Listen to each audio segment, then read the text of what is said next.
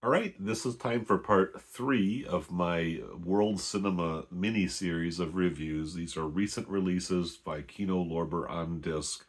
They've sent me several copies of films, and I want to talk about them kind of related because they are all about international cinema made outside of the usual, Hollywood or even more typical nations that we see movies from.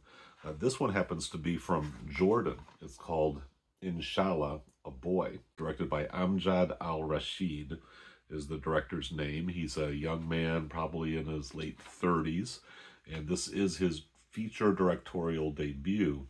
It's a pretty remarkable story, and this film played at the Cannes Film Festival in 2023.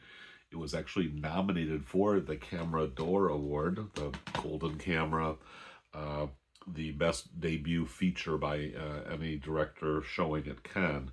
That award was actually won by Inside the Cocoon Shell, the yellow cocoon shell, important detail that I left out there, which did win that award. I reviewed it in a clip that I made just yesterday. I would have gladly given the award to Inshallah, a Boy, even though it's a more conventional film. So maybe Inside the Yellow Cocoon Shell won because it's got a little bit more of that artistic ambition. It's a little bit more self-consciously profound and lofty as far as its approach to its subject matter. But I'll tell you what, Inshallah, a Boy definitely kept me riveted. It's about a little under 2 hours long, but it really very very much moved me and kept me interested because of the unpredictability of where the story was going to go. So let's talk about the nation of Jordan. I am far from an expert on Jordanian life and culture. I think of Jordan as kind of this island of stability somewhat in the Middle East region, surrounded by nations like Israel, Palestine, Lebanon, Syria, Iraq, of course, Saudi Arabia, not that far away, Yemen to the south, all of that. So, Jordan is not a nation where I see a lot of, controversy and agony headlines emerging from.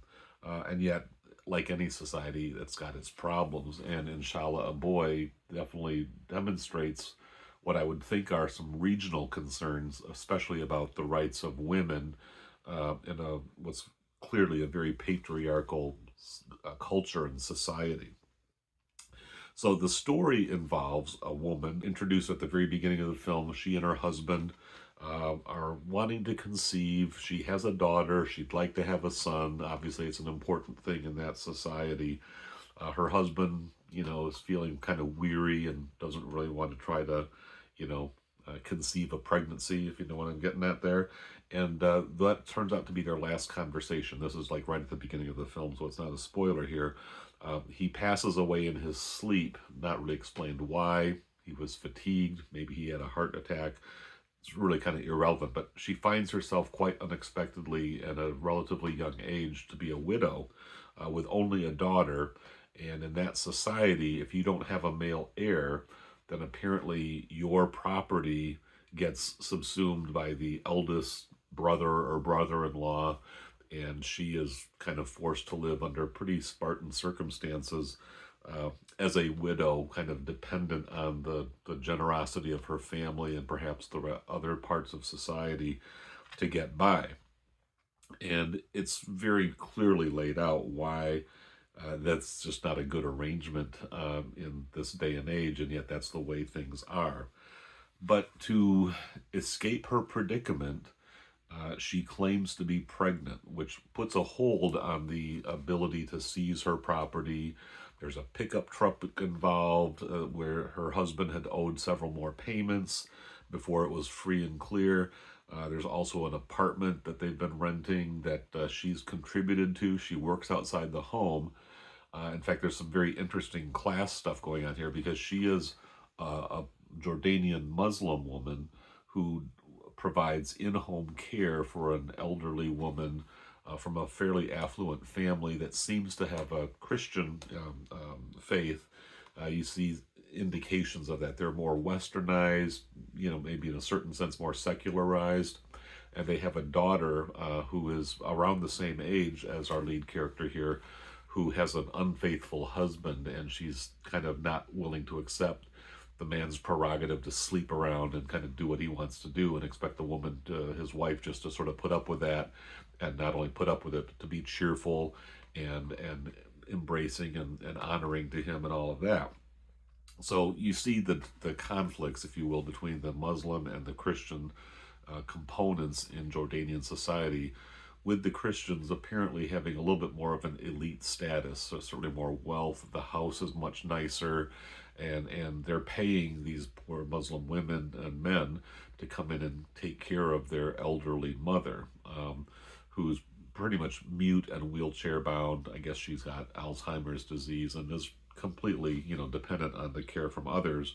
The family itself doesn't provide that. They pay people to do that for their mother, who lives with them in this pretty nicely appointed house. But in order to, prevent her property from being seized, she claims a pregnancy, and then there's got to be a whole way of proving that.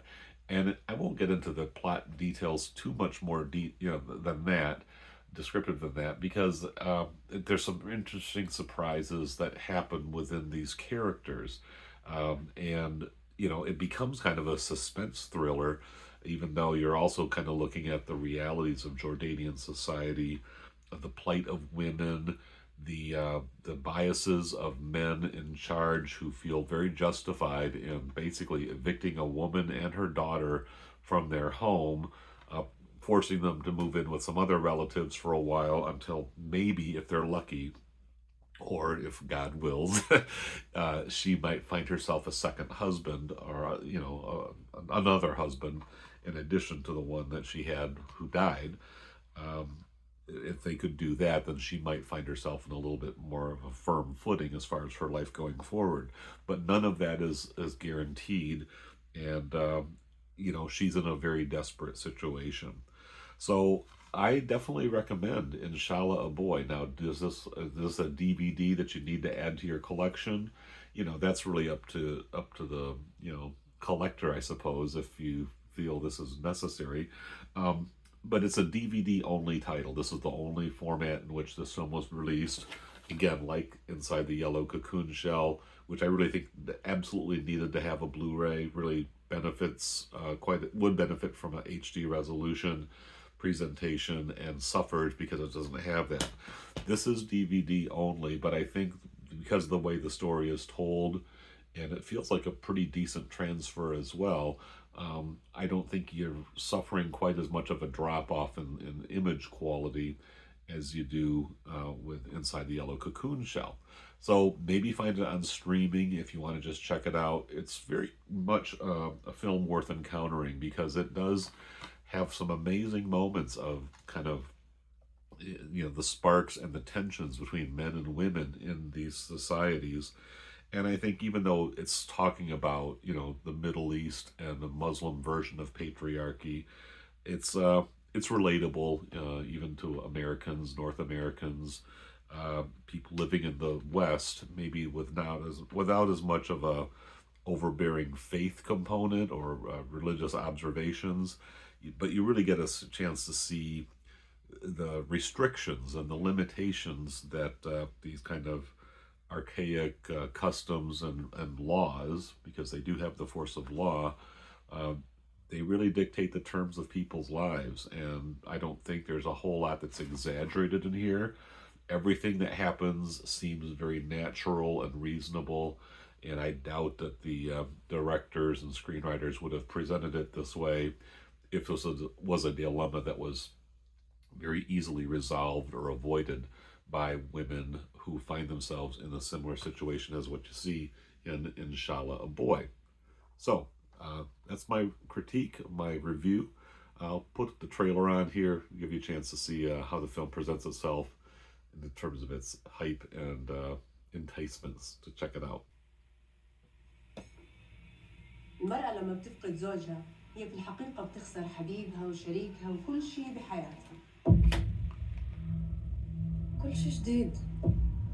حياتي انقلبت فوقاني تحتاني، كله جديد. وكل يوم في قصة جديدة. أختي صهرة تقدم قضية عاجلة ضدك يطالب فيها بضم حضانة ابنتك من زوجك الراحل تحت ادعاء عدم الأهلية. وهيك الأمور بتمشي. يعني لو الورثة مصاري كاش كان خدهم كلهم، بس ما في غير هالبيت اللي عايش فيه أنا وبنتك. هو ما كان توفى.